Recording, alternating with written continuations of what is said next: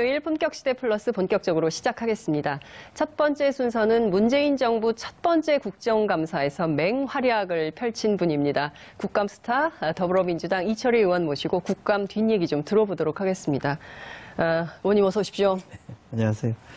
잘 지내시죠? 네. 네, 너무 떴어요. 방송 때도 잘 나갔었는데. 방송 때 더 잘 나갔나요? 자, 시청자 여러분들께서도 함께 하실 수 있습니다. 샵 5400, 샵 5400으로 다양한 의견 보내주시기 바랍니다. 특히 이철희 의원한테 꼭 질문하시고 싶으신 거 있으시면요. 지금 마구마구 올려주시기 바랍니다. 제가 빼놓지 않고 다 여쭤봐 드리도록 하겠습니다. 지금 현재 페이스북 라이브로도 함께 하실 수 있거든요. 주변에 널리 알리셔서 함께 이철희 의원의 뒷얘기 우리 한번 함께 들어보면 좋을 것 같습니다. 자, 본격적으로 얘기를 시작해 보도록 하겠습니다. 의원님 TBS에서 잘 나가던 앵커셨어요. 친정이죠, 친정. 친정. TBS는 나의 친정이다. 친정이죠. 네. 네. 이철이를 키운 칠알은 TBS다. 아, 그럼요. 네. 네. TBS 여기가 만세 아니고, 한번 하시고. 만세. 여기가 아니고, 저 네. 남산 시대에, 예. 저 남산, 이 TBS 교통방송 하면서, 예. 남산을 가까이 했다는 게, 이 망외의 소득이었어요. 왜냐면 산책도 많이 하고요. 예. 굉장히 좋았습니다. 그렇군요. 예. 그때하고 비교하면 여기 스튜디오 어떠세요? 야, 오두막집에서 빌딩이 된 것 같아요. 그때는 좀 오래된 데다가 좁아가지고, 맞아요. 예. 지금은 뭐 굉장히 좋아졌네요. 그러니까요. 예. 네. 어찌됐든 TBS에 오신 것을 환영하면서요. 저도 TBS 그때 네. 퇴근길 이철입니다. 저 굉장히 애청자였거든요. 저렇게 촌스러운 발음으로도 앵커를 할 수 있구나. 맞아요. 자신감을 많이 준 네. 진행자로. 그때도 잘 나가시고. 그때 저처럼 이제 발음도 시원찮은 사람이 방송을 해서 예. 우리 정봉주 씨 같은 분도 하는 거죠. 좀 시원찮더만요. 예. 정봉주를 내가 키웠다. 정봉주를 키운 길을 건 열어드린 이철이다. 거지. 2시에 라디오 하시는 분도 발음이 좀 그렇더만요. 그렇군요. 예. 네. 2시에 라디오 하시는 분, 네. 정봉주. 허리케인 라디오인가? 예, 네. 최일구 앵커입니다. 그분 M본부에서 잘 나가던 분이었는데. 제가 방송 한번 출연했어요. 예, 그렇군요. 아주 유쾌하게 잘 하시더라고요. 예, 그러니까 네. 다들 친하시니까 막 디스도 하고 그러시는군요. 선거 전문가. 저는 사실은 이철희 의원님을 처음 봤을 때 정치 전략가로 처음 만났었거든요. 그러다가 어느 날 보니까 방송인이 돼 있고, 어느 날 보니까 또 이렇게 정치인. 그리고 이렇게 국감 스타가 될 거라고는 생각을 못 했거든요. 네. 어떠세요? 좀 이철희 의원을 바라보는 시민의 시선, 국민의 시선이 좀 많이 달라졌습니까? 뭐 그렇다고 봐야 되겠죠. 우선 이제 제일 많이 체감하는 거는 의원들끼리 해주는 얘기. 대표적으로 이제 어제 엘리베이터에서 이제 박지원 민주당 전 원내대표를 이제 우연히 제가 타고 있는데 타셨어요. 중간에. 그래서 대뜸 하시는 말씀이 이번 국감은 이철이가 다 말아먹었어. 그러더라고요. 칭찬해 주신 거죠. 그런 얘기들을 가끔 듣고요. 혼자 너무 단독 플레이해서 나눠서 하지 혼자 다 하냐 이런 얘기도 듣고. 그렇군요. 그러니까 의원들 사이에는 그런 얘기를 많이 듣고요. 일반 국민분들도 보면 더 좀 관심 갖는 것 같아요. 왜냐하면 이렇게 자주 얼굴이 이제 국감 때 TV에 비쳤으니까 조금 더 반가워하시는 것 같아요. 지하철도 가끔 타시잖아요. 그리고 요즘 못 타죠. 원래는 많이 탔죠. 그렇죠. 그리고 지나가다가 아메리카노 한 잔 사주는 시민을 만나면 참 좋을 것 같다. 그런 정치인이 되고 싶다 이런 얘기 하셨는데 좀 얻어 드셨습니까? 서너 차례 얻어 먹었어요. 오, 진짜요? 뭐라 그러면서 커피를 사시던가요? 이렇게 불쑥 이렇게 주면서 이렇게 놀라서 쳐다보면 조만큼 좀 떨어져서 이렇게 이철이 화이팅 이렇게 하고 가시는 거죠. 그렇군요. 저도 사실은 앞서 이제 박지원 의원 말씀을 하셨는데, 그러니까 업계에서 평가받는 것도 되게 중요하지만 언론의 평가도 굉장히 중요하잖아요. 근데 사실 신문 지면을 거의 도배를 하셨어요. 국감 때. 그래서 어떤 언론은 한 면을 털어서 이철희 의원을 조명하기도 하고, 일천 거사가 어떻게 국감 스타가 됐나. 월천 거사라고 지으신 분이 틀리면 어떡합니까? 제가 지었죠. 월천 거사라고. 그러니까요. 그래서 이제 굉장히 언론의 평가도 굉장히 좋았던 것 같고요. 이제 여기 우리 이제 시청하시는 분들은 잘 모르지만 저희 언론사 이렇게 어떤 날은 A 신문, 어떤 날은 B 신문 이렇게 이제 일면, 톱이나 일면에 나오고 그러면 7번? 이른바 10번 정도 됩니다, 지금까지. 10번. 그런데 이제 기자 생활 해보셨으니까 알겠는데 그러지 않은 언론사는 물 먹었다. 그렇죠. 이런 표현을 쓰면서 엄청 항의를 많이 했습니다. 그렇습니다. 네, 그래서 엄청 제가 미안하다 이러면서 시달렸죠. 그렇군요. 보이지 않는 애환이 있습니다. 이게. 그 기자들이 또 어떻게 돌변할지 모르는데 그렇죠. 적당히 좀 나눠주시는 센스? 뭐 그렇죠. 저도 이번에 학습을 좀 한 것도 있고 조금 욕심낸 것도 있고 그러는데 뭐 원하는 만큼 다 할 수는 없지만 어쨌든 이렇게 이번에 이거 하면서 이런 점도 신경을 좀 써야 되겠구나라는 걸 새삼 느낀 거는 있죠. 네, 사실 김관진 전 장관이 이렇게 수면 아래 잠겨 있었거든요. 그러니까 그 박근혜 최순실 게이트에 상당히 무언가 역할을 했을 거라는 의심은 있었으나 뭐 드러나는 자료가 하나도 없었어요. 그래서 기자들이 계속 기사 쓸 때 의혹, 가능성, 추론 뭐 이런 거를 많이 썼는데 결정적인 증거를 엄청나게 찾아내셨어요. 그러니까 최순실 씨와 직접 관계된 거를 제가 제기한 건 없고요. 공개한 건 없고요. 제가 좀 국방위 육군 병장 출신밖에 안 되지만 국방위를 가서 전문성이 워낙 없으니까 군도 사실은 이렇게 군에 오래 계셨던 분들이 잘 아는데 저는 그게 국방위 아니니까 배정됐다고 되게 싫어하셨잖아요. 그렇죠. 투덜댔죠. 아니 하필이면 국방위를 보내냐. 법사위 가야지 막 이랬었는데. 근데 이제 공부를 하면서 제가 느꼈던 것 중에 하나는 제일 큰 의무는 군사이버사령부 댓글 공작은 오래된 이슈잖아요. 맞습니다. 근데 책임지는 사람이 사령관 정도지 그 위선까지 못 갔어요. 맞아요. 근데 제가 뭐 청와대도 있어보고 부처 언저리에서 이렇게 지켜본 바에 의하면 장관 모르게 그런 일을 하는 건 어렵거든요. 잠깐 한두 건 정도는 그럴 수 있지만 긴 기간 그 정도 법을 위반하면서까지 엄청난 일을 하는 건 불가능하기 때문에 저는 김관진 전 장관이 책임이 분명히 있을 텐데 이건 꼬리 자르기를 했다. 문자 그대로. 그래서 계속 그 의무를 갖고 좀 쳐다보고 지켜보기를 했거든요. 근데 요즘 많이 나옵니다. 5.18 관련된 자료들이 그 이후에 계속 파기되고 없어졌잖아요. 맞아요.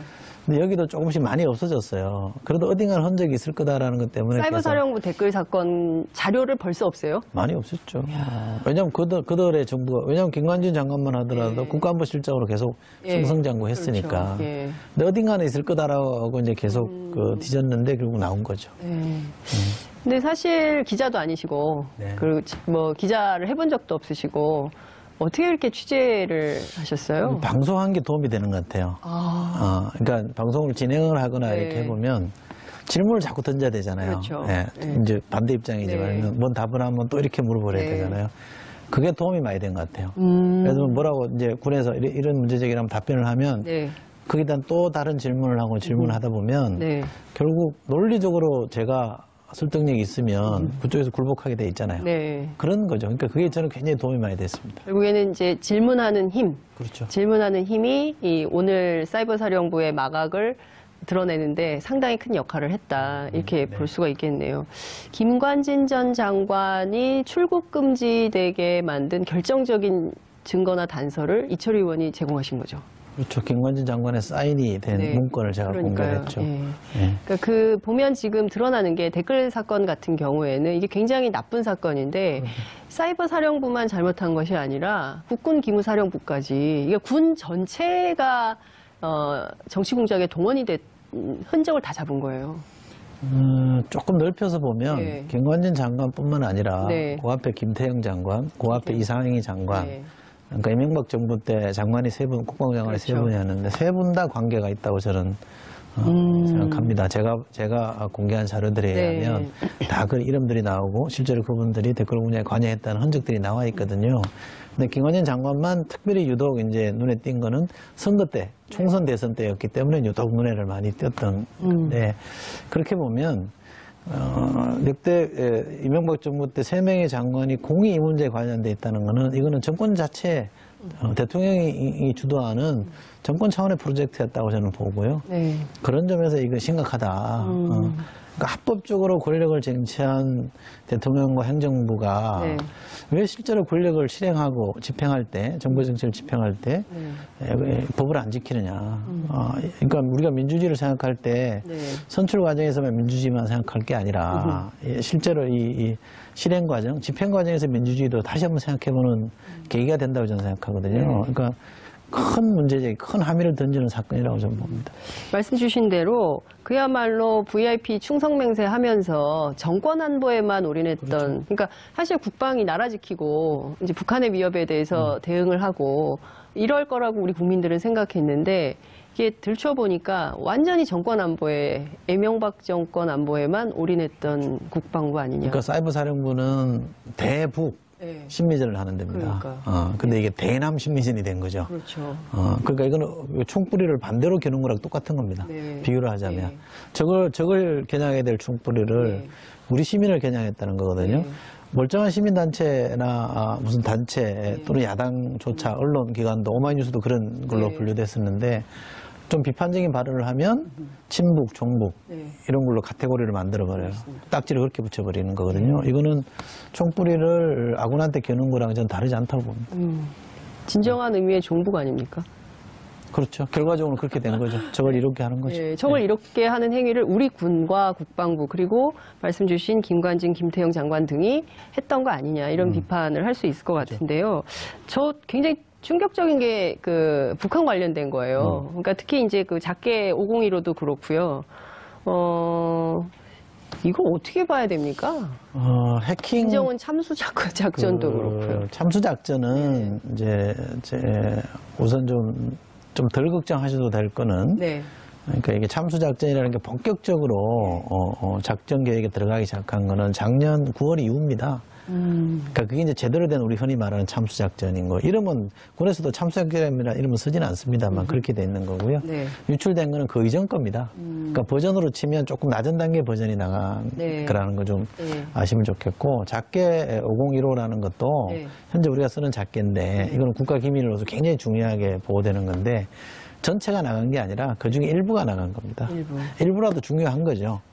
이게 군의 작전 계획이 적으로 넘어갔다는 거잖아요. 그렇죠. 근데 이제 통째로 다 간 거냐 이렇게 또 오해하시는 분들이 있어서 그런 건 아니고요. 제가 이게 작게 해킹 당해서 군사 기밀이 유출됐다는 거를 몇 달 고민하다가 이거는 우리 군에게 경각심을 불러일으킨 게 맞다. 자극을 줘야 되겠다 해서 공개를 했거든요. 근데 상당히 제한된 정보만 공개를 했어요. 제가 하는 거에 비해서. 왜냐하면 이게 그야말로 이게 또 누군가를 이롭게 할 수 있는 거라 제한적으로 했는데 제가 깜짝 놀랐던 게 뭐냐. 외신들이 너무 많이 관심을 갖는 거예요. 외신들이. 뭐 CNN, BBC, NHK부터 해서 뭐 통신사들도 AP, 뭐 로이터 다 이렇게 붙어서 인터뷰를 하자 그래서 제가 단호하게 거절을 했습니다. 외신 인터뷰 하나도 안 하셨어요? 하나도 안 했습니다. 왜냐하면 어쨌든 우리나라에 관련된 문제인데 마치 내가 밖에 나가서 우리나라 군이 영털이다 이렇게 얘기하는 것처럼 비춰지는 거는 좋지 않다 이렇게 생각을 해서 뭐 저도 어쩌면 진보 성향을 갖고 있긴 하지만 애국 진보라 그래서 그건 굉장히 거절을 했고, 그래서 제가 공개한 입장에서 좀 자신 있게 말씀드리는 거는 완전히 통째로 다 뚫려가지고 풍지박산이 난 건 아니다. 그러나 상당히 심각한 내용들이 빠져나갔기 때문에 군이 경계심을 갖고 이 문제를 다 수정하고 작기를 바꿔야 되거든요.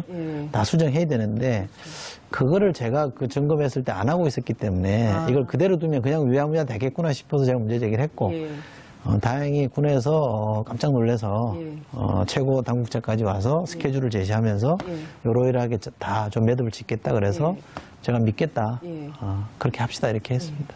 아니 그러면 몇 가지 질문이 가능한데요. 첫 번째, 그러면 군이 이철희 의원실에 그 자료가 넘어갔다는 것을 우리 군은 몰랐다는 거네요. 첫 번째로. 우리 군이 몰랐다고요? 그건 모를 수 없죠. 알고 있었다는 알죠. 거예요? 그럼 이철희 의원실로 넘어간 자료를 알고 있으면 그 사이에 이게 공개되기 전에 군은 아무런 노력을 안 한 겁니까? 제가 처음에 알게 된 거는 이게 이제 수사 결과 발표된 게 금년 5월이에요. 해킹은 작년 9월에 있었고 최종 수사 결과가 5월에 발표하고 그때 제가 이제 관심을 갖고 봤는데 그때는 군이 조치를 제대로 하겠다 그래서 믿고 있었고. 아니, 그러니까 제 얘기는 그때부터. 그 뒤에. 예. 그 뒤에 이제 한 두세 달 지난 뒤에 제가 다시 점검을 했거든요. 제대로 하고 있는지를 따져보니까 좀 지지부진해요. 그래서 제가 이제 이 공개하게 되겠다는 결심을 한 거고, 제가 좀 정황적으로 이해를 합니다. 왜냐하면 대통령 탄핵되고, 네. 작년 9월에 사건이 터졌는데 12월 9일날 국회에서 탄핵되고, 그렇죠. 2월 달에 또 헌재에서 탄핵되고, 예. 정권 교체가 되고, 선거가 있고 이랬잖아요. 예. 그 와중이니까, 약간 어수선한 전국 상황이니까 군도 좀 느슨했을 수는 있겠다. 왜냐하면 장관도 나가고 뭐 이랬거든요.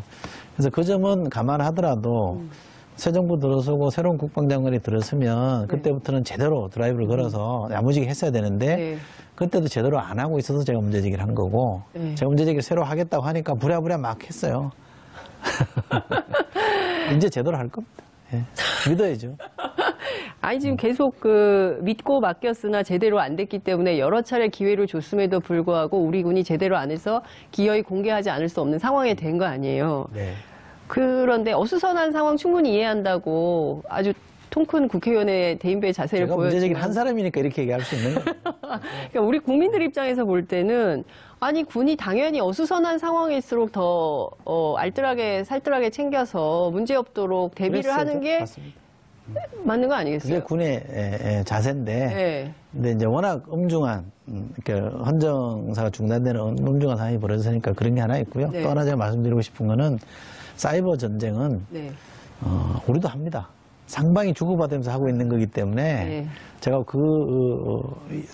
나머지 영역에 대해서 말씀드리기가 조심스럽긴 하지만 네. 우리가 마냥 당하고만 있는 건 아니다. 그러니까 우리 군도 모종의 역할을 하고 있다. 그럼요.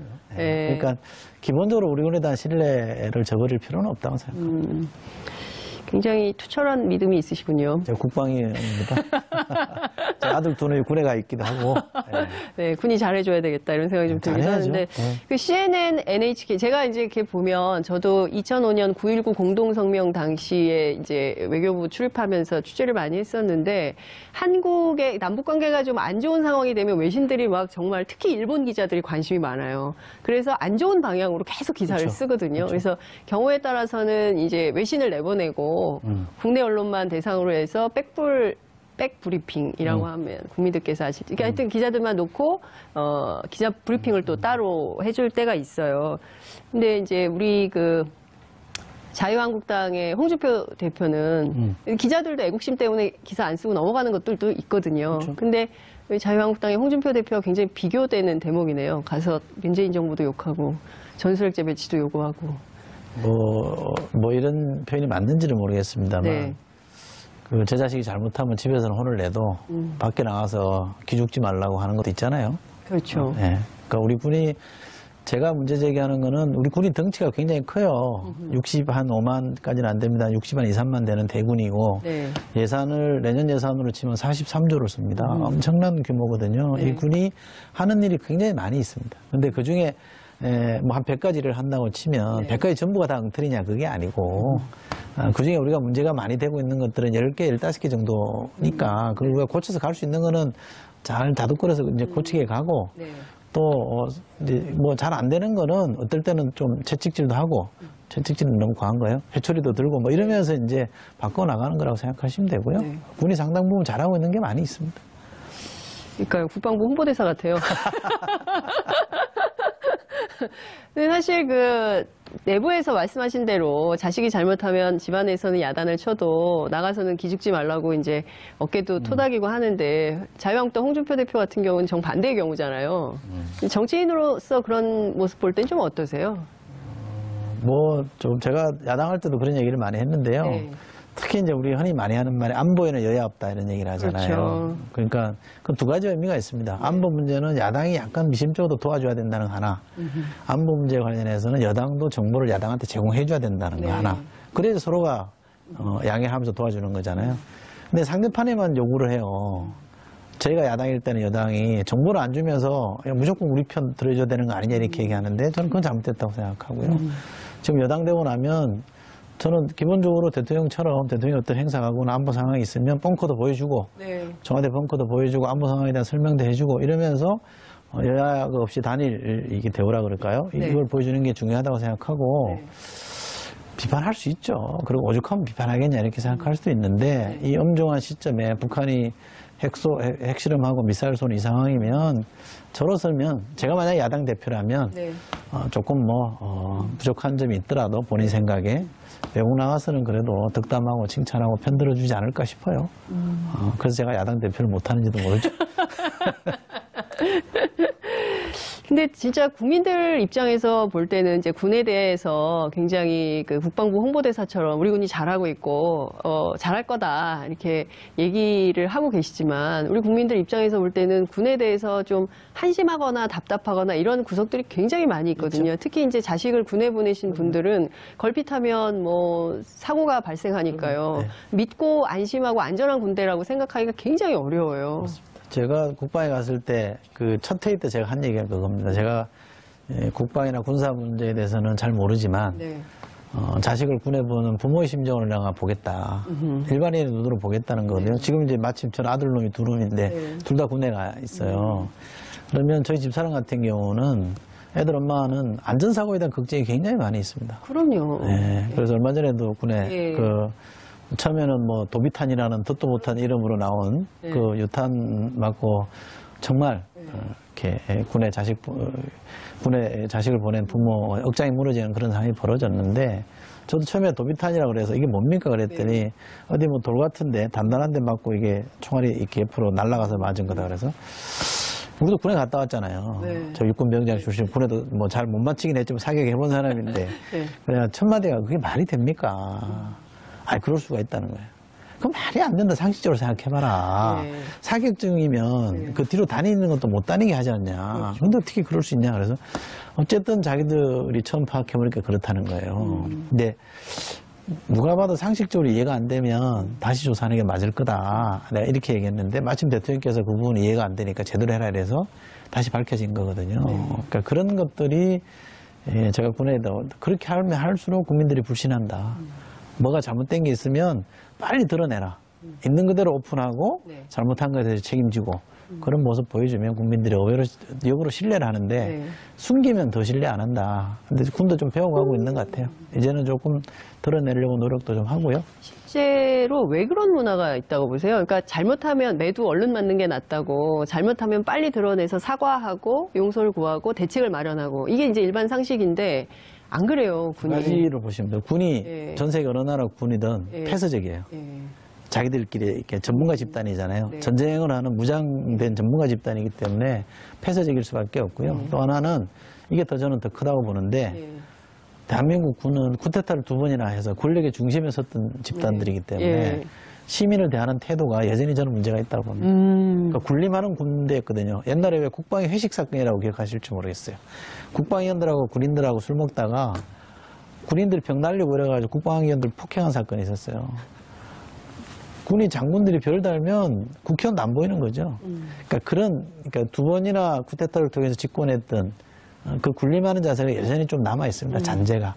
그러다 보니까 어지간하면 숨기고 우리가 잘하려고 했는데 뭐 자꾸 뭐라 그러냐 이런 볼멘소리 하는 거거든요. 저는 매는 더 맞아야 된다고 생각해요. 그러나 그 매가 사랑의 매야 된다. 왜? 우리 군대이기 때문에 그런 관점을 좀 갖고 있습니다. 아, 오늘 굉장히 그 사랑과 애정과 존경과 이런 걸 강조하셔서 평소에 제가 아는 이철희 의원답잖아가지고 방금 전에 문자가 하나 들어왔는데요. 이철희 의원께서 그러니까 지금 국방위 얘기를 쭉 하고 있는데 국방이 아니라 국회의원 계속 하실지 앞으로 방송활동하실 생각 없는지 이런 의견이 막 들어오네요. 더 할지 안 할지 솔직히 말씀드리면 모르겠습니다. 근데 임기가 지금 많이 남으셨지 않습니까? 2년 좀 더 남았습니다. 아직 2년도 안 됐기 때문에 뭐 일찍 고민할 일은 아니다 싶긴 하고요. 뭐 정치를 제가 공헌했던 거는 오래 할 생각은 없습니다라는 거는 여전한 것 같고 근데 할 일이 좀 더 국회의원 신분으로 더 할 일이 있다 그러면 뭐 한번 도전도 해볼 거고요. 나보다 더 잘할 사람이 많고 나한테 잘 안 맞다 싶으면 그만해야죠. 근데 그만하고 방송할지는 모르겠습니다. 그만두자마자 또 방송으로 쪼르르 쫓아오면 그것도 너무 저렴해 보이는 것 같고 자꾸 이 자리를 탐내시는 것 같아요. 아, 걱정이 되네요. 걱정하지 마십시오. 네. 네. 일주일에 한 번 하는 거라서 계속해야 됩니다. 장윤선 전 기자가 방송을 많이 하면 좋겠어요. 네. 진짜로. 네, 고맙습니다. 제가 이렇게 두루두루 많이 다녀봤는데. 가만있어 봐. 그 사심에 의한 방송을 하셨네요. 짠 거 아닙니다, 이거. 네. 시사는 우리 장윤선 기자만큼 많이 하는 진행자가 없습니다. 네. 제 얼굴 빨개졌어요. 네. 다시 민망해서 다시 본론으로 좀 들어가겠습니다. 지금 북한에 혹은 유출된 우리 군의 자료가 굉장히 많은데 지금 국방부가 확인한 게 20%밖에 안 된다는 얘기가 있어서 국민들이 이게 말이 되냐. 나가는 즉시 확인을 좀 해야지. 해킹은 속성상 그렇게는 안 된답니다. 네, 해킹의 속성상. 그러니까 무슨 자료가 어떻게 나가는지도 지금 파악을 못하고 있는 거예요. 해킹에 기술적으로 전문가들이 다 그거는 그럴 수밖에 없는 사정이 있다라고 얘기해요. 어떤 그러니까 이유 때문인지 좀 설명을. 저도 뭐 그 부분에 대해서 한참 설명을 들어서 그럴 수 있겠구나 생각했는데 이게 이제 자료를 갖고 나가면 네. 해킹이라는 거는 흔적조차 지운다는 거죠. 그런데 어느 정도 나갔다는 건 어떻게 하냐면 이렇게 왔다 갔다 유출량, 자료가 움직인 양을 보고 판단하는 거고 그 중에 이제 이 흔적을 못 지운 거는 복원이 되는 거예요, 문건이. 이런 문건이 나왔구나 복원이 되는데 그걸 다 지운 것들은 복원이 안 되는 거죠. 그러니까 전체 양만 규모를 추산하고 256GB인가 뭐 그래요. 엄청난 양입니다. 그러니까 그 중에 확인된 거는 65GB인가 한 22%밖에 안 되는 거죠. 그거는 속성상 그렇다는 거지 우리 군이 무능해서 어떻게 그것도 모르냐 이건 아니라고 하더라고요. 기술적으로 그런 것이지 우리 군이 무능한 해킹의 속성이 좀 그렇다는 거죠. 그러니까 그게 하지만 이제 우리 국민들을 눈높이에서 보면은 기가 차죠. 기가 차죠. 기가 차죠. 도대체 정보 관리를 어떻게 하길래? 그러니까 국민 사이버 사령부 혹은 기무사까지 포함해서 일반인들에 대한 댓글, 그러니까 이른바 정권 안보를 위한 여론 조작에는 엄청 적극적으로 많은 일을 했어요. 근데 정작 자기들이 해줘야 되는 그 북한 문제라든가 우리 안보 상황과 관련해서는 문건이 뭐가 나가는지 이런 것조차 모르는 거 아니냐 이런 이제 비판을 하게 되는 건데요. 지금 국민들이 가장 관심 있게 들여다보는 사안은 그러니까 과거에 이른바 문재인 정부가 주장하는 적폐청산, 특히 이제 군과 관련된 적폐청산 가운데 댓글 사건 굉장히 중요하고요. 이 문제에 대해서는 그냥 넘기기 굉장히 어렵고요. 그래서 책임자 처벌까지 가야 되는데 검찰 수사에 대해서는 좀 어떻게 보세요? 이게 수사가 좀 속도가 나고 있다고 보십니까? 아니면 미진한 점이 있다고 보십니까? 쉽지 않을 겁니다. 근데 의지는 분명히 있다고 제가 확인하고 있고요. 쉽지 않을 겁니다. 왜냐하면 흔적을 지웠기 때문에 이게 2012년 대선 때, 총선 전 대선 때 있었던 일이잖아요. 그리고 그 정부는 금년까지 있었잖아요. 5월까지는 형식적으로 있었잖아요. 대통령은 작년 12월까지 군제했잖아요. 그러면 그 동안에 무엇을 했을지는 미로 충분히 짐작할 수 있는 거잖아요. 그러면 자료를 많이 파괴하고 없앴을 거예요. 그러니까 그걸 다시 찾아내서 뒤지고 하는 게 지금 포렌식을 많이 동원하고 있거든요. 컴퓨터 찾아내서 포렌식해서 옛날 거 다 뒤져보고 하고 있는데 그래도 많이 했을 겁니다. 그래서 검찰이 뭐 서두르지 않고 신중하게 또박또박 가는 건 저는 잘하고 있다고 보는데 의지가 분명하기 때문에 또 국민적으로 이거 그냥 듣고 갈 수는 없잖아요. 그럼 이번에 전 제대로 할 거라고 기대하고 있습니다. 김관진 전 장관 구속된다고 보십니까? 그것도 뭐 정치권에서 된다 안 된다 이렇게 말할 수는 없고요. 저는 김관진 장관이 이 건에 연루돼 있다. 사실상 주도했다 이렇게 보는 문건들을 공개했기 때문에 그거를 수사를 통해서 범법 사실을 밝혀내는 거는 검찰의 몫이고 사법기관의 몫이니까 뭐 제 짐작으로는 제대로만 밝혀내면 책임지울 수 있을 거라고 보는데 그것도 제가 미리 제가 있다 없다를 예단하는 거는 너무 이렇게 정치쟁점하는 거기 때문에 쓸데없이 또 뭐 오해를 부를 수 있는 것 같아요. 그럴 필요는 없습니다. 그렇지만 이 사건의 어떤 마침표는 좀 필요하지 않습니까? 그럼요. 이 사건이 어떻게 발단이 돼서 어떻게 기획이 됐고 책임자는 누구누구고 그래서 누가 이거 이제 딱 마침표를 좀 찍어야 될 것 같은데요. 장관 마음대로 했겠냐? 장관이 하라고 해서 했겠냐? 장관의 윗선은 없겠냐? 그래서 이제 이명박 전 대통령에 대한 얘기가 나오는 건데요. 제가 보기에는 저도 뭐 이렇게 여러 종합적인 문건을 다 본 게 아니라 제가 본 문건을 통해서 확인한 바에 의하면 2008년 이명박 대통령이 집권하고 나서 곧바로 광우병 그렇죠, 촛불 시위가 있었잖아요. 그리고 뭐 그때 내각이 사퇴하고 청와대 비서진들이 사퇴하고 막 이랬습니다. 그때 이후로 그걸 겪고 난 이후부터 이렇게 전열을 재정비하고 제도 언론과 비제도권 언론 그 양축을 장악해야 되겠다. 이 프로그램을 작동을 시작한 것 같아요. 그래서 예를 들면 MBC 장악하고 KBS 장악하고 미디어법 만들어서 또 종편 출범시키고 이게 이제 제도권 언론 장악하는 축이라면 다른 출액은 SNS나 인터넷에서 여론 동향을 어떻게 할 거냐. 이 두 가지 축이 진행이 돼서 한 축은 우리가 눈에 보이는 걸로 이해했으니까 뭐 다 만천하에 알고 있는 거. 이거는 이제 잘 보이지 않는 건데 이 축이 국정원과 국방부 두 축으로 갔거든요. 그럼 국방부와 국정원 두 축이라면 그 위에 누군가 컨트롤 타워로 있는 거죠. 그렇습니다. 저는 그 컨트롤 타워가 청와대 어딘가라고 봅니다. 그리고 궁극적으로 그렇게 된다면 대통령이 책임져야 될 상황인 거죠. 이명박 전 대통령에 대한 조사도 필요하다 이렇게 보십니까? 그것도 제가 뭐 미리 말씀드릴 수 있는 사안은 아니고요. 어쨌든 합법적으로 집권했던 전직 대통령과 관련된 문제이기 때문에 이거는 철저하게 증거와 근거에 입각해서 증거는 지금 계속 나오고 사법적 판단으로 가는 게 맞다. 이걸 또 정치 쟁점화 시키면 뭐 보복이니 아니니 이런 프레임이 또 더 씌워지잖아요. 그래서 저는 이거는 사법기관에 맡겨놓고 가는 게 좋다고 봅니다. 굉장히 그 정치하게 말씀을 하시네요. 그러니까 굉장히 그 사실은 정치인들의 경우에는 뭐 이렇게 당연히 이명박 전 대통령 구속 수사해야죠. 뭐 이렇게 얘기하기 마련인데 확실히 이제 방송 진행을 오래 하셨고 그리고 이제 정치 전략 로서 활동을 많이 하셨기 때문에 여러 가지 질문을 계속 던지는데 안 넘어가시네요. 한 번쯤 실수를 해야 되는데 실수를 절대 안 하시네요. 장윤선 기자의 테크닉을 제가 잘 알기 때문에 안 넘어가시네요. 최근에 국민들이 정말 어떻게 이럴 수가 라는 사건이 벌어졌어요. 바로 박근혜 전 대통령 비자금 사건인데요. 어떠셨어요? 이게 지금 1억씩 꽂은 거거든요. 40억. 전체 국정원 예산은요. 의원님도 저도 여기 계신 모든 분들이 다 내는 국민 세금이에요. 이거 어떻게 해야 됩니까? 저 방송할 때 세금도 많이 냈는데.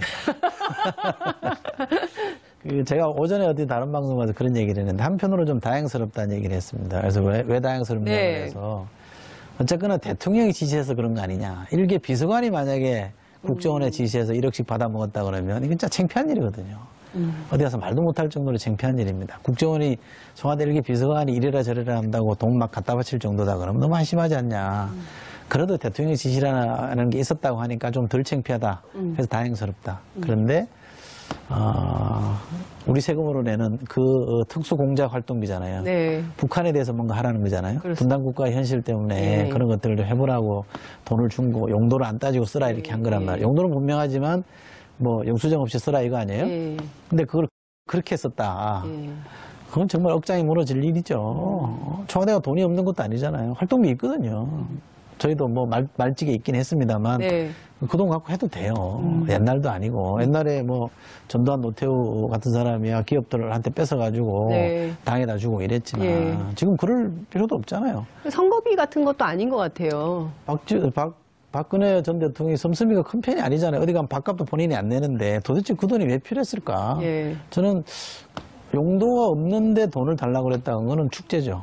축제다. 그건 부정축제? 부정축제죠. 국가 세금을 그냥 자기 재산 불리는데 쓴 것밖에 안 되잖아요. 만약에 그게 최순실한테 흘러들어갔다 그러면 그건 심각한 거죠. 그렇죠. 그게 최순실한테 흘러들어갔을 가능성에 무게를 두시는군요.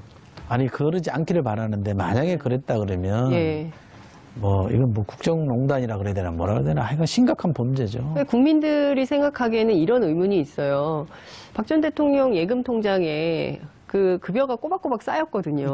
한 푼도 안 썼어요. 근데 주사 아줌마는 무슨 돈으로 줬을까? 그죠? 그러니까 한 푼 안 자봉으로 왔을까? 그런 생각이 들고. 그 주사비가 얼마나 되겠습니까? 한 달에 1억씩이나 들까요? 그렇진 않겠죠. 옷 사 입은 거? 그것도 1억씩이나 되겠습니까? 어디다 썼을까요? 그러니까요. 어디에 썼을 것 같으세요? 저 청와대도 계셨으니까. 대통령이라면 그걸 어디에 썼을까요? 쓸 데가 없어요. 뭐 야당이나 일부 언론에서는 무슨 뭐 행사비, 뭐 군부대 방문했을 때 격려비 그런 건 다 공급이지 않습니까? 출처를 쓸 수 있는 대목이잖아요. 네, 그렇습니다. 그잖아요. 영수증에 어디 대통령 뭐 경력금 이렇게 하면 써도 되거든요. 네. 근데 이 돈은 못 쓰는 데 썼다는 거 아니에요? 그렇겠죠. 영수증을 못 쓰는 데 네, 썼다는 거 아니에요? 그러면 그게 정상적인 쓰임은 아니니까 그것이 무엇이든 간에 네. 범죄와 관련됐을 수 있죠. 그건 아마 법을 지키지 않은 걸 겁니다. 그러면 박근혜 전 대통령에 대한 범죄 혐의가 추가되는 거겠죠? 뇌물죄. 만약에 그렇게 되는 거죠. 예. 네, 만약에 그게 다 확인이 된다면. 예. 근데 본인은 평소에 그랬어요. 부정한 돈은 일전 한 푼 받은 적이 없다. 나는 깨끗한 사람이다. 국세청, 국정원 돈은 깨끗한 돈이라고 생각한 모양이죠. 깨끗하긴 하죠. 국민 세금으로 만든 돈이니까. 깨끗한 돈은 그냥 막 써도 된다? 깨끗한 돈을 자기가 써버리는 거니까. 정말 이러니까 초등학생 어린아이들도 박근혜 전 대통령에 대해서 희화하는 얘기를 안 할 수가 없지 않나 이런 생각이 좀 듭니다. 앞서 저희가 이제 뭐 이러저러한 이제 그 얘기를 좀 했는데요. 특히 이제 나오셨으니까 그 정치 그 전략가이시기도 하시고요. 정계 개편 얘기가 계속 나오고 있는데요. 어떻게 될 걸로 전망하세요? 이 상태로 이게 이제 원래가 우리 총선 때 구축된 질서와 대선 때 구축된 질서가 좀 충돌하잖아요. 그렇죠. 그잖아요. 그러니까 이 충돌하는 게 어떤 형태는 조정이 돼야 된다고 저는 보고요. 만약에 우리가 선거제도나 이런 개헌이나 선거제도를 통해서 풀어주지 않는 이상은 지금 4당 체제 또는 정의당까지 한 5당 체제가 그냥 유지되기는 쉽지 않을 거라고 저는 보고요. 그래서 우리가 제도적 선택을 통해서 다당제로 갈 건지 또는 아니면 다시 양당제로 재편하는 걸 용인할 건지를 각 당이 다 선택을 해야 되고요. 특히 여당도 그런 데 관점을 입장을 가져야 되는데 이대로 두면 어느 정도의 정계 개편은 저는 불가피하다고 보고요. 총선 때 되면 더 또 심각한 상황까지 당장 내년에 크게 벌어지겠죠. 있는데 지방선거 앞두고 뭐 이렇게 좀 이합집산이 있겠습니까? 대규모 이합집산은 아니겠지만 소규모의 이합집산은 있을 수 있다고 봅니다. 네, 근데 국민들은 그냥 이대로 갔으면 하는 방향이잖아요. 다당제를 유지한 틀에서 한번 해봐라 이런 게 국민의 뜻인 것 같은데 정치권에선 그 뜻을 배반할까요? 선거를 통해서 표출된 민심을 존중하는 게 맞죠. 그렇죠. 그게 존중하는 게 맞습니다. 그러니까 거기에 입각해서 인위적으로 정계 개편이 이루어지는 거는 그것이 얼마나 목적이 올바르더라도 저는 좋지 않다고 보는. 우리가 과거 우리 정치가 후퇴한 게 인위적인 정치 개편 때문에 많이 이렇게 국민 불신을 초래한 거잖아요. 그렇습니다. 저는 그러지 않는 게 좋다고 보고요. 국민을 믿고 선거 때 재편해달라. 이렇게 요구하는 게 맞다고 보는데 다행히 저는 제가 속해 있는 정당이나 지금 여당이나 여권은 인위적 정계 개편을 하려고 하지도 않고 시도도 안 하고 있잖아요. 저는 그건 좋은 자세라고 생각하고요. 여당만, 정치권은 여당만 있는 게 아니니까 나머지 야당들에게 자신들의 뭔가 좀 진로를 위해서 이합집산이 이루어지는 거는 저희가 과거처럼 정치 공작으로 개입할 수도 없고 그냥 두고 볼 수밖에 없는 건데 그럴 가능성이 좀 있는 것 같아요. 여당 입장에서는 정치하시기 좋으실 것 같아요.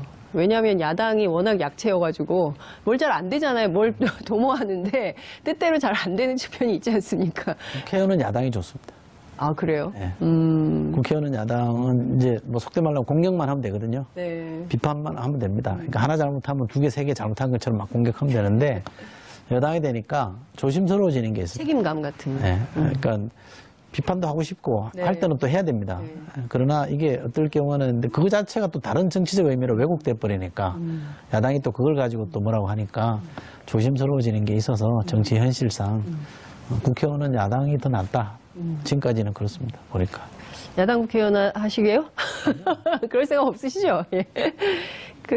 지난 대선 때 안희정 지사 캠페인 하셨어요. 어떻게 보세요?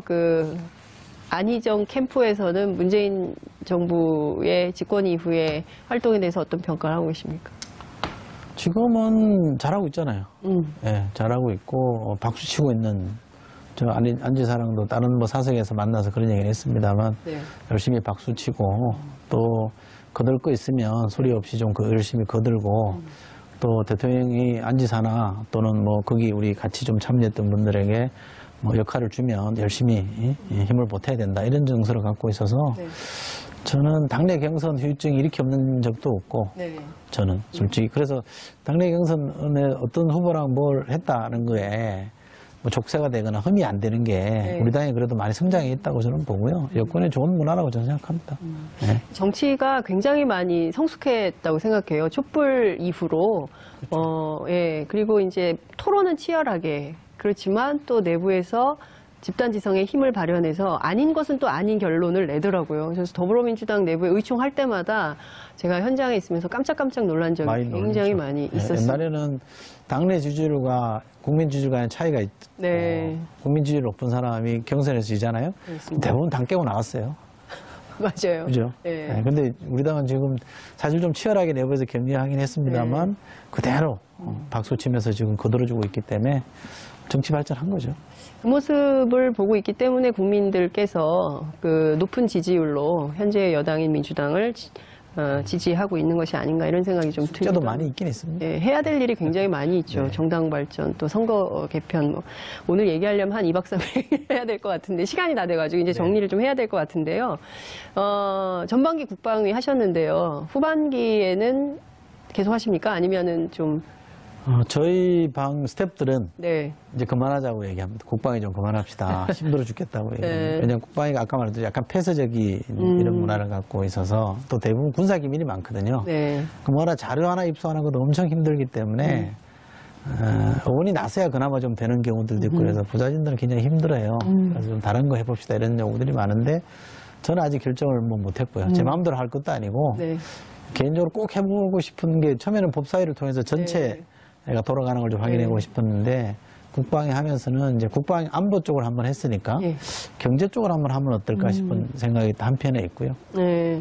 제 마음대로 되는 게 아니라 이제 좀 고민해봐야죠. 연말 지나면. 예. 기자로 치면은 좋은 출입처만 가려고 그러는 거 아닌가? 국방위 출입처 안 하려고 그러지 않습니까? 맞아요.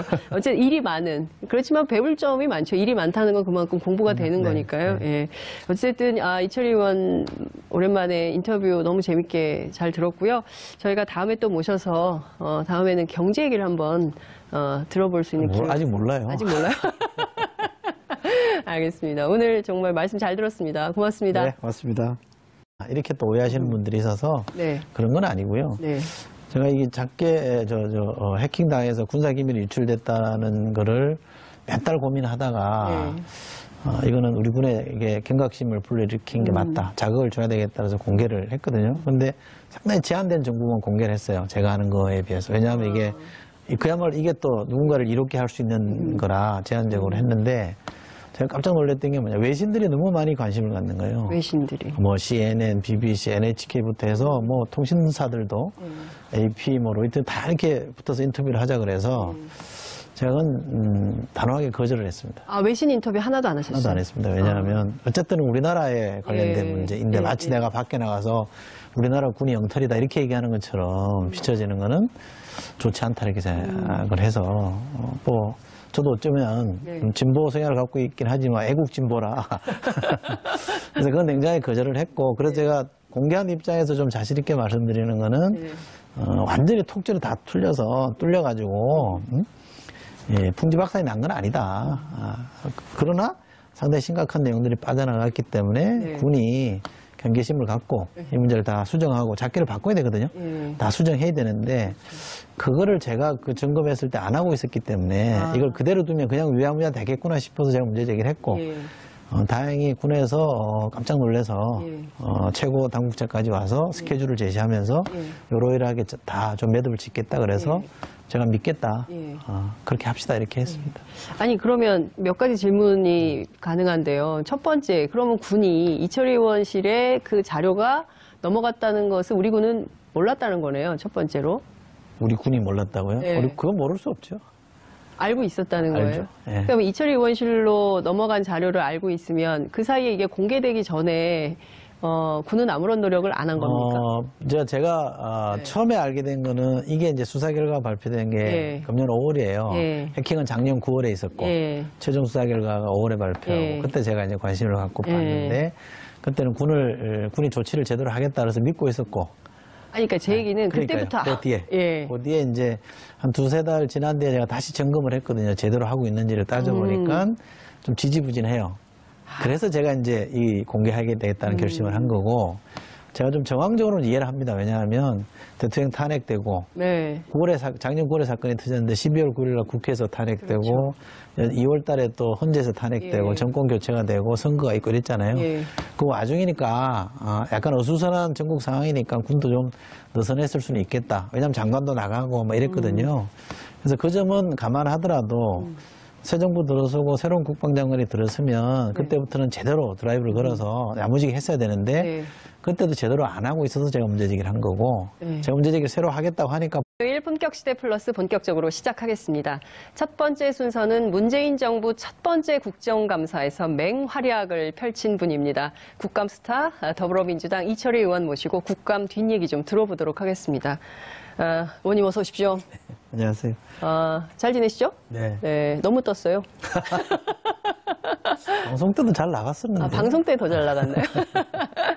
자, 시청자 여러분들께서도 함께 하실 수 있습니다. 샵 5400, 샵 5400으로 다양한 의견 보내주시기 바랍니다. 특히 이철희 의원한테 꼭 질문하시고 싶으신 거 있으시면요. 지금 마구마구 올려주시기 바랍니다. 제가 빼놓지 않고 다 여쭤봐 드리도록 하겠습니다. 지금 현재 페이스북 라이브로도 함께 하실 수 있거든요. 주변에 널리 알리셔서 함께 이철희 의원의 뒷얘기 우리 한번 함께 들어보면 좋을 것 같습니다.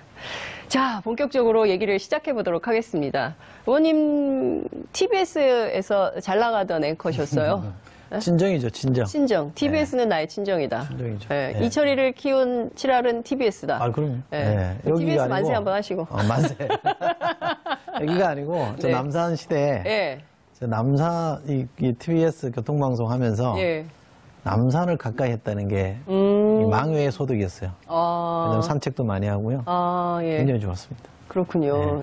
그때하고 비교하면 여기 스튜디오 어떠세요? 야, 오두막집에서 빌딩이 된 것 같아요. 그때는 좀 오래된 데다가 좁아가지고 지금은 뭐 굉장히 좋아졌네요. 그러니까요. 어찌됐든 TBS에 오신 것을 환영하면서요. 저도 TBS 그때 퇴근길 이철입니다. 저 굉장히 애청자였거든요. 저렇게 촌스러운 발음으로도 앵커를 할 수 있구나. 맞아요. 자신감을 많이 준 진행자로. 그때도 잘 나가시고. 그때 저처럼 이제 발음도 시원찮은 사람이 방송을 해서 우리 정봉주 씨 같은 분도 하는 거죠. 시원찮더만요. 정봉주를 내가 키웠다. 정봉주를 키우고 길을 열어드린 거지. 2시에 라디오 하시는 분도 발음이 좀 그렇더만요. 그렇군요. 2시에 라디오 하시는 분, 정봉주. 허리케인 라디오인가? 최일구 앵커입니다. 그분 M본부에서 잘 나가던 분이었는데. 제가 방송 한번 출연했어요. 그렇군요. 아주 유쾌하게 잘하시더라고요. 그러니까 다들 친하시니까 막 디스도 하고 그러시는군요. 선거 전문가. 저는 사실은 이철희 의원님을 처음 봤을 때 정치 전략가로 처음 만났었거든요. 그러다가 어느 날 보니까 방송인이 돼 있고, 어느 날 보니까 또 이렇게 정치인. 그리고 이렇게 국감 스타가 될 거라고는 생각을 못 했거든요. 어떠세요? 좀 이철희 의원을 바라보는 시민의 시선, 국민의 시선이 좀 많이 달라졌습니까? 뭐 그렇다고 봐야 되겠죠. 우선 이제 제일 많이 체감하는 거는 의원들끼리 해주는 얘기. 결정적인 증거를 엄청나게 찾아내셨어요. 그러니까 최순실 씨와 직접 관계된 거를 제가 제기한 건 없고요. 공개한 건 없고요. 제가 좀 국방위 육군 병장 출신밖에 안 되지만 국방위를 가서 전문성이 워낙 없으니까 군도 사실은 이렇게 군에 오래 계셨던 분들이 잘 아는데 저는 그게 아니니까. 배정됐다고 되게 싫어하셨잖아요. 그렇죠. 투덜댔죠. 아니 하필이면 국방위를 보내냐. 복사위 가야지 막 이랬었는데. 근데 이제 공부를 하면서 제가 느꼈던 것 중에 하나는 제일 큰 의무는 군사이부사령부 댓글 공작은 오래된 이슈잖아요. 맞습니다. 근데 책임지는 사람이 사령관 정도지 그 위선까지 못 갔어요. 맞아요. 근데 제가 뭐 청와대도 있어보고 부처 언저리에서 이렇게 지켜본 바에 의하면 장관 모르게 그런 일을 하는 건 어렵거든요. 잠깐 한두 건 정도는 그럴 수 있지만 긴 기간 그 정도 법을 위반하면서까지 엄청난 일을 하는 건 불가능하기 때문에 저는 김관진 전 장관이 책임이 분명히 있을 텐데 이건 꼬리 자르기를 했다. 문자 그대로. 그래서 계속 그 의무를 갖고 좀 쳐다보고 지켜보기를 했거든요. 근데 요즘 많이 나옵니다. 5.18 관련된 자료들이 예. 그 이후에 계속 파기되고 없어졌잖아요. 맞아요. 근데 여기도 조금씩 많이 없어졌어요. 그래도 어딘가는 흔적이 있을 거다라는 것 때문에 사이버 사령부 댓글 사건 자료를 벌써 없애요? 많이 없었죠. 왜냐하면 그들의 정부가, 왜냐하면 김관진 장관만 하더라도 예. 국가안보실장으로 계속 예. 승승장구했으니까. 그렇죠. 예. 근데 어딘가는 있을 거다라고 이제 계속 뒤졌는데 결국 나온 거죠. 근데 사실 기자도 아니시고, 네. 그리고 뭐 기자를 해본 적도 없으시고, 어떻게 이렇게 취재를 하셨어요? 방송한 게 도움이 되는 것 같아요. 그러니까 방송을 진행을 하거나 네. 이렇게 해보면 질문을 자꾸 던져야 되잖아요. 그렇죠. 예, 네. 이제 반대 입장이지만 네. 뭔 답을 하면 또 이렇게 물어보려야 네. 되잖아요. 그게 도움이 많이 된 것 같아요. 그래서 뭐라고 이제 군에서 이런 문제제기를 하면 답변을 하면 네. 거기에 대한 또 다른 질문을 하고 질문을 하다 보면 네. 결국 논리적으로 제가 설득력이 있으면 그쪽에서 굴복하게 돼 있잖아요. 네. 그런 거죠. 그러니까 그게 저는 굉장히 도움이 많이 됐습니다. 결국에는 이제 질문하는 힘. 그렇죠. 질문하는 힘이 이 오늘 사이버 사령부의 마각을 드러내는데 상당히 큰 역할을 했다. 이렇게 볼 수가 있겠네요. 김관진 전 장관이 출국 금지되게 만든 결정적인 증거나 단서를 이철희 의원이 제공하신 거죠. 그렇죠. 김관진 장관의 사인이 된 네. 문건을 제가 그러니까요. 공개했죠. 예. 예. 그러니까 보면 지금 드러나는 게 댓글 사건 같은 경우에는 이게 굉장히 나쁜 사건인데 사이버 사령부만 잘못한 것이 아니라 국군 기무사령부까지 이게 군 전체가 정치 공작에 동원이 된 흔적을 다 잡은 거예요. 조금 넓혀서 보면 네. 김관진 장관뿐만 아니라 네. 그 앞에 김태형 장관, 그 앞에 이상희 장관, 네.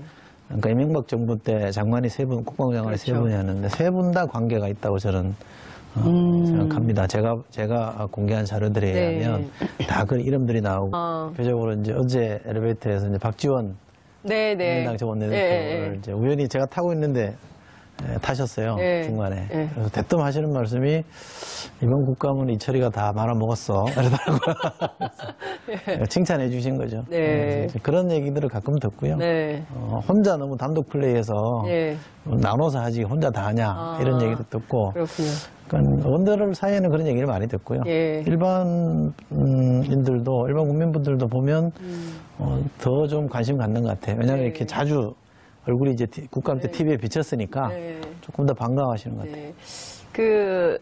지하철도 가끔 타시잖아요. 그리고 요즘 못 타죠. 원래는 많이 요새는 탔죠. 그렇죠. 예. 그리고 지나가다가 아메리카노 한 잔 사주는 시민을 만나면 참 좋을 것 같다. 그런 정치인이 되고 싶다. 이런 얘기 하셨는데 좀 얻어 드셨습니까? 두 서너 차례 얻어먹었어요. 오, 진짜요? 예. 예. 뭐라 그러면서 커피를 사시든가요? 이렇게 불쑥 이렇게 주면서 예. 이렇게 놀라서 쳐다보면 예. 조금만큼 좀 떨어져서 이렇게 네. 이철이 화이팅 이렇게 하고 가시는 거죠. 그렇군요. 네. 근데 저도 사실은 앞서 이제 박지원 의원 말씀을 하셨는데, 그러니까 업계에서 평가받는 것도 되게 중요하지만 언론의 평가도 굉장히 중요하잖아요. 근데 사실 신문 지면을 거의 도배를 하셨어요. 국감 때. 그래서 어떤 언론은 한 면을 털어서 이철희 의원을 조명하기도 하고, 일천 거사가 어떻게 국감 스타가 됐나. 월천 거사라고 지으신 분이 틀리면 어떡합니까? 제가 지었죠. 월천 거사라고. 그러니까요. 그래서 이제 굉장히 언론의 평가도 굉장히 좋았던 것 같고요. 이제 여기 우리 이제 시청하시는 분들은 잘 모르지만 예. 저희 언론사 이렇게 어떤 날은 A 신문, 네. 어떤 날은 B 신문 네. 이렇게 이제 일면 톱이나 일면에 네. 나오고 그러면 7번? 이른바 10번 정도 됩니다 지금까지. 10번. 그런데 이야. 이제 기자 생활 해보셨으니까 알겠는데 그러지 않은 언론사는 물 먹었다 그렇죠. 이런 표현을 쓰면서 예. 엄청 항의를 많이 했습니다. 그렇습니다. 네, 그래서 엄청 제가 미안하다 이러면서 예. 시달렸죠. 그렇군요. 보이지 않는 애환이 있습니다. 이게. 기자들이 또 어떻게 돌변할지 모르는데 그렇죠. 예, 적당히 네. 좀 나눠주시는 센스?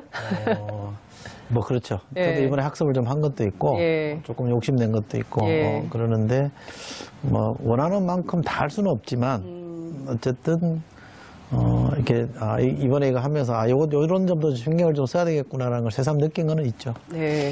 사실 김관진 전 장관이 이렇게 수면 아래 잠겨 있었거든요. 그러니까 박근혜 최순실 게이트에 상당히 무언가 역할을 했을 거라는 의심은 있었으나 뭐 드러나는 자료가 하나도 없었어요. 그래서 기자들이 계속 기사 쓸 때 의혹, 가능성, 추론 뭐 이런 거를 많이 썼는데 실제로 그분들이 댓글 공작에 관여했다는 흔적들이 나와 있거든요. 근데 김관진 장관만 특별히 유독 이제 눈에 띈 거는 선거 때, 총선 대선 때였기 때문에 유독 눈에를 많이 띄었던 건데 그렇게 보면 역대 이명박 정부 때 3명의 장관이 공이 이 문제에 관련돼 있다는 거는 이거는 정권 자체 대통령이 주도하는 정권 차원의 프로젝트였다고 저는 보고요. 네. 그런 점에서 이거 심각하다. 그러니까 합법적으로 권력을 쟁취한 대통령과 행정부가 네. 왜 실제로 권력을 실행하고 집행할 때, 정부 정책을 집행할 때 법을 안 지키느냐. 그러니까 우리가 민주주의를 생각할 때 선출 과정에서만 민주주의만 생각할 게 아니라 실제로 이 실행 과정, 집행 과정에서 민주주의도 다시 한번 생각해보는 계기가 된다고 저는 생각하거든요. 그러니까 큰 문제제, 큰 함의를 던지는 사건이라고 저는 봅니다.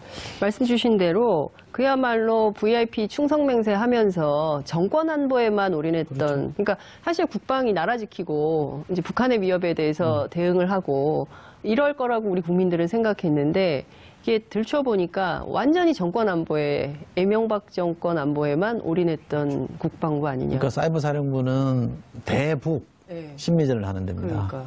근데 이게 대남 심리전이 된 거죠. 그렇죠. 그러니까 이거는 총뿌리를 반대로 겨눈 거랑 똑같은 겁니다. 네. 비유를 하자면. 네. 저걸 겨냥해야 될 총뿌리를 우리 시민을 겨냥했다는 거거든요. 멀쩡한 시민단체나 무슨 단체 또는 야당조차 언론기관도 오마이뉴스도 그런 걸로 분류됐었는데 좀 비판적인 발언을 하면 친북, 종북 이런 걸로 카테고리를 만들어버려요. 딱지를 그렇게 붙여버리는 거거든요. 이거는 총뿌리를 아군한테 겨눈 거랑 전 다르지 않다고 봅니다. 진정한 의미의 종북 아닙니까? 그렇죠. 결과적으로 그렇게 된 거죠. 저걸 이렇게 하는 거죠. 네, 저걸 이렇게 하는 행위를 우리 군과 국방부 그리고 말씀 주신 김관진, 김태형 장관 등이 했던 거 아니냐 이런 비판을 할 수 있을 것 같은데요. 저 굉장히 충격적인 게 그 북한 관련된 거예요. 그러니까 특히 이제 그 작게 501호도 그렇고요. 이거 어떻게 봐야 됩니까? 해킹. 김정은 참수 작전도 그렇고요. 참수 작전은 이제 우선 좀 덜 걱정하셔도 될 거는. 네. 그러니까 이게 참수 작전이라는 게 본격적으로 작전 계획에 들어가기 시작한 거는 작년 9월 이후입니다. 그러니까 그게 이제 제대로 된 우리 흔히 말하는 참수 작전인 거. 이름은 군에서도 참수 작전이라 이름은 쓰지는 않습니다만 그렇게 돼 있는 거고요. 네. 유출된 거는 그 이전 겁니다. 그러니까 버전으로 치면 조금 낮은 단계 버전이 나간 거라는 거 좀 아시면 좋겠고, 작게 5015라는 것도 현재 우리가 쓰는 작게인데 이거는 국가 기밀로서 굉장히 중요하게 보호되는 건데 전체가 나간 게 아니라 그 중에 일부가 나간 겁니다. 일부라도 중요한 거죠. 그러니까 이게 군의 작전 계획이 적으로 넘어갔다는 거잖아요. 그렇죠. 근데 이제 통째로 다 간 거냐?